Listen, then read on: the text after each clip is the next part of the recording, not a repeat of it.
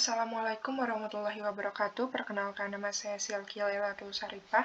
Di sini saya akan mempresentasikan proyek UAS mata kuliah Geografi Pariwisata mengeksplor destinasi yang ada di Indonesia. Yang saya pilih destinasinya yaitu Maluku Utara dengan judul proyek Blue of Halmahera, menjelajahi pesona perairan murni yang biru di Halmahera.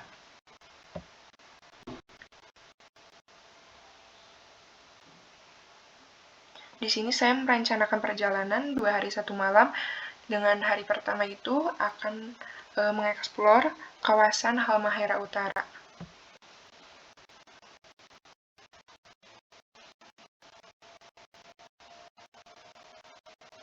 Ini untuk rute yang akan dituju. Ini untuk rute hari pertama yang berwarna garis toska. Dan ini untuk rute hari kedua yang berwarna biru muda.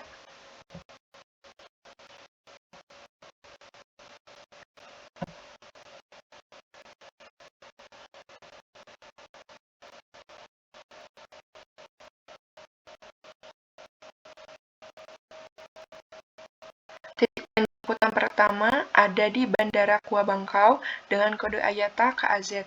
Ini adalah bandara sederhana mungil yang baru saja diresmikan pada 24 Maret 2021 tahun kemarin oleh Presiden Joko Widodo sebagai bandara alternatif daripada bandara Babulah yang ada di Ternate, karena di sana itu tempatnya itu rawan dan juga untuk mempermudah aksesibilitas menuju ke Maluku Utara. Namun bandara ini baru menerima penerbangan reguler dari Manado serta Ambon oleh Bandara Internasional Patimura.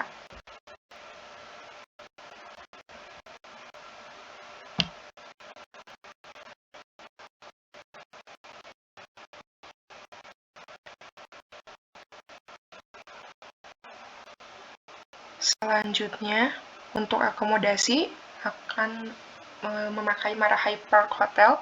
Ini adalah hotel berbintang 3 yang berlokasi di kota Tobelo dan letaknya pun strategis dan pas karena di sekitar Marahai Park Hotel ada berbagai pulau serta pantai yang langsung memanjakan mata.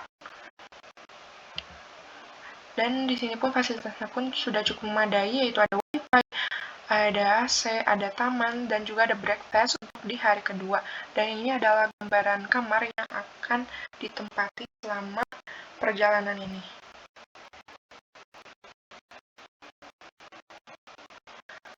Lalu ada atraksi pertama, Tugu Hibua-Lamu, yang ini adalah monumen yang menjadi simbol serta ikon kebanggaan juga harapan dari kota Tobelo, utamanya masyarakat Halmahera, sebagai peringatan persatuan masyarakat dengan kebudayaan Hibua-Lamu yang bernaung masyarakat dari berbagai kalangan menjadi satu. Di sininya pun menjadi titik dari ke berbagai arah karena berada tepat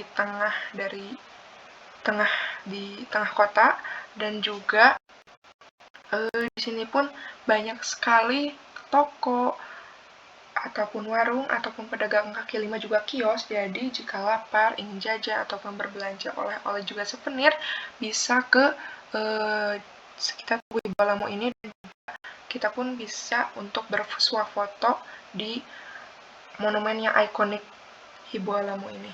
Dan di depan tugu ini pun ada rumah adat Hibua-Lamu, namun untuk saat ini sedang tutup sementara. Lalu untuk makannya kita akan ke rumah makan Cokin. Ini adalah rumah makan yang termurah di kota Tobelo dan mendapat ulasan serta rating yang cukup baik di Google. Dan menu makannya pun sederhana dan yang biasanya kita rasakan, jadi tidak perlu begitu kaget ketika merasakan masakan yang ada di sini. Ini untuk menunya.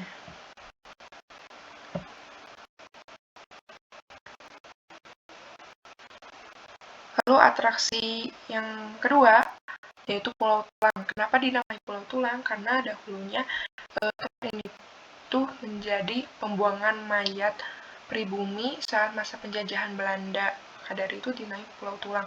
Namun pulau ini sudah dibersihkan dan menjadi pulau ekowisata yang mungil dan eksotis karena terdapat rumah panggung berlantai 2 dari 5.024 botol plastik.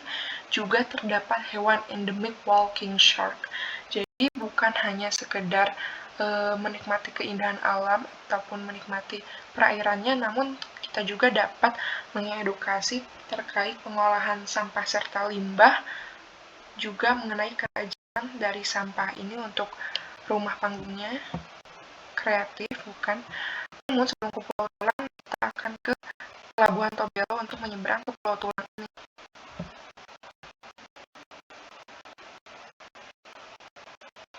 Atraksi yang kedua yaitu Pantai Kumu. Ini adalah pantai yang cukup sibuk karena menjadi pilihan atraksi yang utama oleh wisatawan lokal, karena di sini tuh strategis menampilkan langsung keindahan panorama yang cantik saat terbit maupun terbenamnya matahari, menampakkan langsung wajah kota Tobelo di hadapannya, dan juga aksesnya pun mudah. Di sini kita dapat snorkeling, diving, surfing, berenang, juga dapat bersuah foto saat sunsetnya nanti, karena sunsetnya itu cukup indah untuk dinikmati. Hari kedua akan mengeksplor kawasan Halmahera Barat.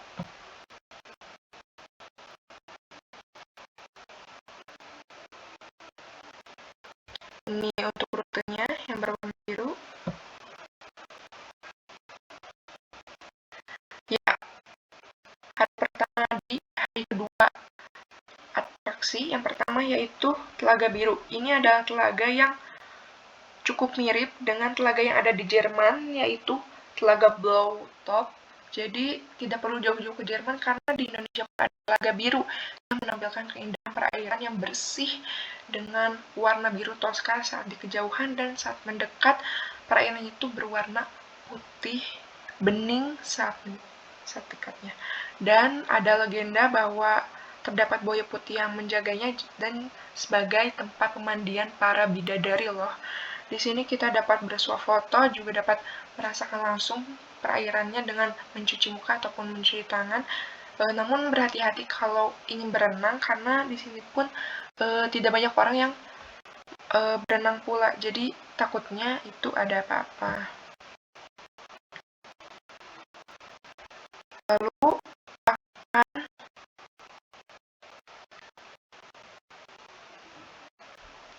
menikmati makan siang di Rumah Makan Jawa Timur. Di sini tuh rumah makan sederhana dengan menu-menunya yang dapat kita rasakan seperti ayam lalapan, nasi goreng, dan lain sebagainya, dengan menikmati langsung pemandangan perairan yang ada di depannya. Cukup menyegarkan serta jernih saat kita makan sambil lihat pemandangannya.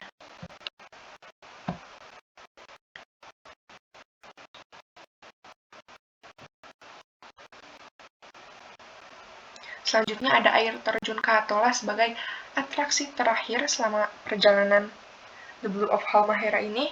Di sini pun bukan hanya ada air terjun, tapi juga ada tebing Mariporuko. Di sini kita dapat berenang, bisa mandi langsung di bawah air terjun Kahatola ini. Memang cukup jauh aksesnya, namun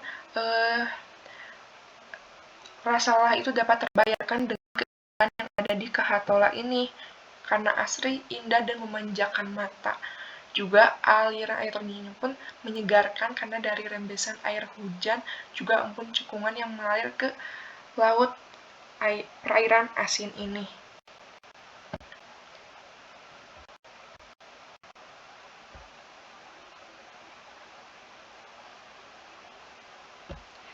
Ini wisata yang cukup merefreshing diri setelah berlelah-lelah untuk menuju ke perairan ini.